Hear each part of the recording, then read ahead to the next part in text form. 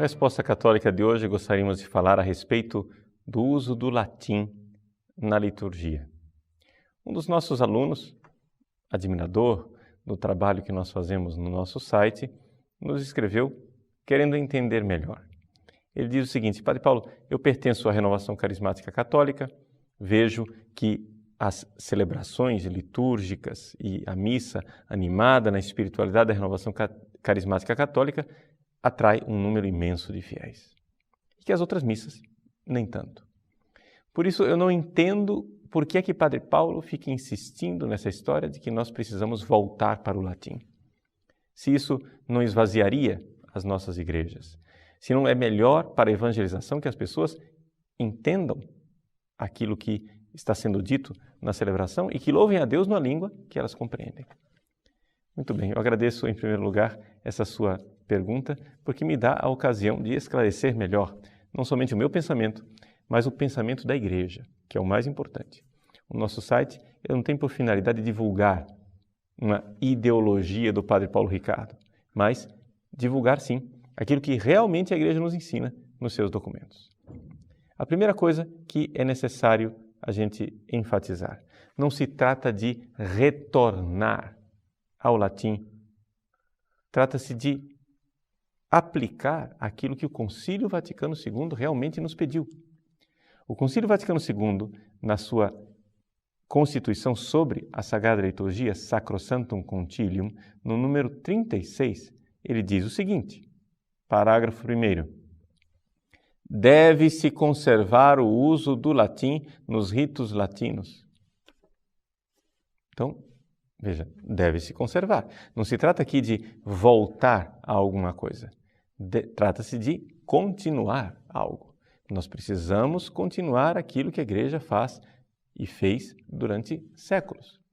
Usar o latim. Isso foi contemplado no Concílio Vaticano II. Só que as pessoas têm uma ideia equivocada a respeito do Vaticano II. E dizem assim: não, o concílio acabou com o latim na liturgia. Eu acabei de ler para você o concílio. O concílio não acabou com o latim na liturgia. O que é que o concílio fez? Ah, bom, então vamos entender o sentido da reforma. No parágrafo 2º, sempre do número 36, se diz o seguinte: dado, porém, que não raramente o uso da língua vulgar, ou seja, o português no nosso caso, pode revestir-se de grande utilidade para o povo, quer na administração dos sacramentos, quer em outras partes da liturgia, poderá conceder-se à língua vernácula lugar mais amplo. Essa é a reforma litúrgica. Ou seja, não vamos jogar fora o latim, que é uma tradição da igreja, tão antiga, tão boa, tão oportuna, mas vamos dar um lugar amplo para o português, especialmente nas leituras e admoestações, em algumas orações e cantos, segundo as normas estabelecidas para cada caso nos capítulos seguintes. Então, vejam, não é verdade que o Concílio Vaticano II jogou fora o latim. E também não é verdade que depois do concílio, Paulo VI, João Paulo II jogaram fora o latim e agora Bento XVI está querendo voltar atrás. Deixa eu ler para vocês o que diz o Código de Direito Canônico no cânon 928. Ele diz o seguinte: faça-se a celebração eucarística em língua latina ou outra língua, contanto que os textos litúrgicos tenham sido legitimamente aprovados. Então, veja, existe a realidade de que o latim é a língua primeira na qual se celebra a Eucaristia dentro da Igreja Latina, igreja a qual nós pertencemos. Aqui vem então a pergunta: por que manter o latim? Bom, eu não estou aqui defendendo um retorno à missa toda em latim. Aliás, o próprio Papa Bento XVI não está defendendo isso. Se algumas pessoas acham que é isso que ele quer, é necessário conhecer melhor o pensamento dele. Ele já declarou várias vezes que um retorno a uma missa totalmente em latim não é possível e nem é sequer desejável. Não é o que nós queremos. O que nós queremos é que as pessoas, ao celebrarem a Santa Missa, vejam e tenham a profunda experiência de que elas não estão numa igreja que começou há 50 anos atrás.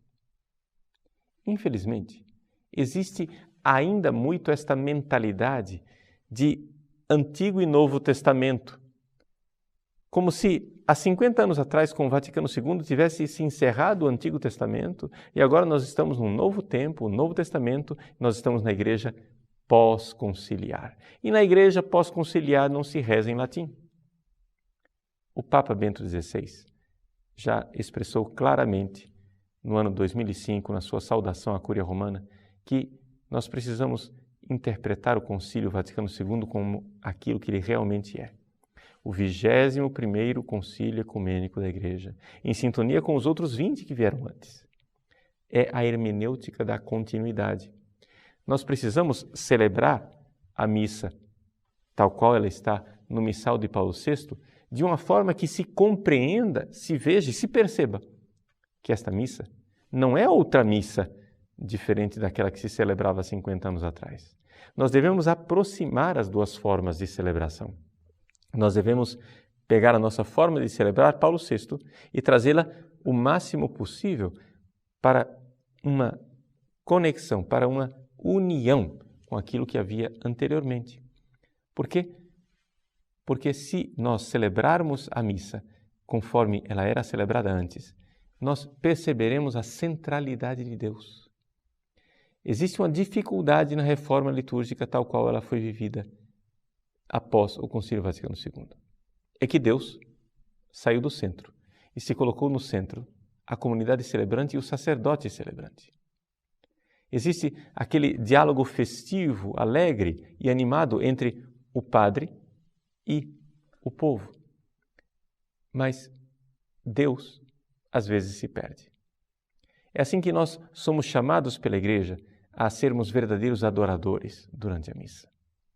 E não é possível nós sermos verdadeiros adoradores quando a ênfase, o centro, está nas minhas emoções, nos meus sentimentos e o quanto isso é agradável. Por isso, eu não tenho nada contra o movimento da renovação carismática católica. Mas a renovação carismática precisa compreender que a liturgia da Igreja não é de um movimento. A liturgia da Igreja é da Igreja como um todo. E ela deve servir à Igreja como um todo. Não somente a Igreja de hoje, mas a Igreja de sempre. É assim que o homem deve sair do centro. Os meus gostos devem sair do centro. Eu devo, então, adorar a Deus. Eu tenho certeza que muitas pessoas da renovação carismática compreendem perfeitamente o que eu estou dizendo. Eu me recordo, por exemplo, de um padre francês da renovação carismática católica que veio visitar aqui, Cuiabá, há uns anos atrás. Ele é meu amigo de longa data, Padre Etienne. Ele pertence a uma comunidade, uma dessas novas comunidades carismáticas da França, a comunidade Chemin-Neuf. Eu o levei para uma missa, onde a missa era animada pela renovação carismática. No fim da missa, o Padre Etienne veio para mim, ele, que é da renovação carismática, que se converteu na renovação, tem espiritualidade da renovação e é padre dentro de uma comunidade da renovação, ele veio escandalizado para mim e disse: Padre Paulo, é impressionante. Eles não fizeram silêncio um segundo sequer. Veja, um padre da renovação carismática escandalizado com a renovação carismática nos rumos que ela tomou no nosso país. Ou seja, é importante nós entendermos. Não se trata de matar um movimento ou uma espiritualidade. Trata-se de respeitar a liturgia. Eu estou aqui mencionando a questão do silêncio porque sempre se coloca como critério o gosto do povo. Já que o povo gosta de barulho, o povo gosta de música, o povo gosta de animação, então não vamos fazer silêncio. Mas é aqui uma questão de gosto do povo, uma questão de educar o povo para a celebração e para o culto da Igreja. O Concílio Vaticano II, na sua Constituição Sacrosanctum Concilium, pede que os fiéis sejam ensinados a responder as partes fixas da missa em latim, para que eles tenham esta experiência de usar textos que foram pronunciados por tantos santos e santas ao longo dos séculos. Que bom quando nós podemos, por exemplo, cantar o Pai Nosso em latim, sabendo que centenas de santos usaram aquela mesma melodia, pronunciaram aquelas mesmas palavras. Tudo isso faz parte de uma tradição da Igreja, tudo isso faz parte de uma riqueza da Igreja. Nós não queremos retornar àquilo que a Igreja vivia há 50 anos atrás, celebrar a missa toda em latim. Como diz o Papa, isso não é nem possível e nem é desejável. Mas outra coisa é nós retornarmos realmente às disposições do concílio. O concílio pediu não que o latim fosse abolido, mas que houvesse amplo espaço para o vernáculo. Acho que assim nós estaríamos colocando esta continuidade e sairíamos dessa tentação de ser uma comunidade festiva que celebra a si mesmo, para então unirmos a nossa voz, a voz de tantos santos e santas do passado, para dirigir o nosso culto e o louvor a Deus.